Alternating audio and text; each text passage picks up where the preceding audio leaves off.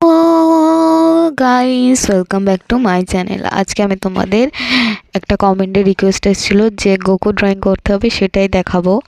তো প্রথমে আমি মাথার চুলটা এঁকে নিচ্ছি। এঁকে নিয়ে তারপরে দেখো, মাথার চুলটা এঁকে নিয়ে তারপরে কানটা আঁকছি, কানের ভেতরের অংশটা আঁকছি। এঁকে নিয়ে তারপর মুখটা আঁকছি, মুখটা এঁকে নিচ্ছি। আমার ফার্স্টে একটু গন্ডগোল হয়, আবার পুছে সেটা ঠিক করে নিয়েছি। তো ওটা করে নেওয়ার পরে একটা বডি শডি আলা, যেহেতু তো বডিটা একটু অন্যরকম হবে, সেটা করে নিচ্ছি। তো বডি যেহেতু আছে, অনেক ভেতরে দাগও আছে, সেটা করে নিচ্ছি। তো দাগগুলো দেখো একটু ফোলা টাইপের হবে, যাতে বোঝা যায় একটু বডি শডি আছে। তো সেই দাগ করে নিলাম। দেখো এই দাগটা করে নিয়ে তারপর গলায় এইটা করে নিয়ে তারপর জামাটা করে নিচ্ছি। জামারও ভাঁজ হবে, সেটা করে নিচ্ছি। তো সেটা করে নিলাম।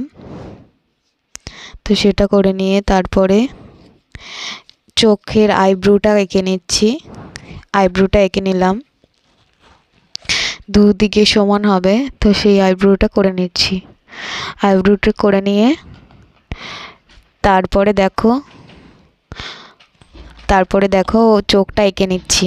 চোখটা এঁকে নিয়ে তারপরে এখানে যেহেতু বডির এখানে একটা দুটো দাগ বাকি ছিল, সেটা করে নিলাম। তো দাগটা করে নেওয়ার পরে তারপরে চোখের ভেতরের মণিটা এঁকে নিচ্ছি। এঁকে নিয়ে তার আগে নাকটা এঁকে নিচ্ছি।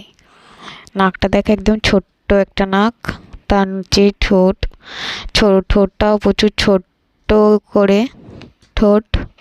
সেই ঠোঁটটা এঁকে নিচ্ছি।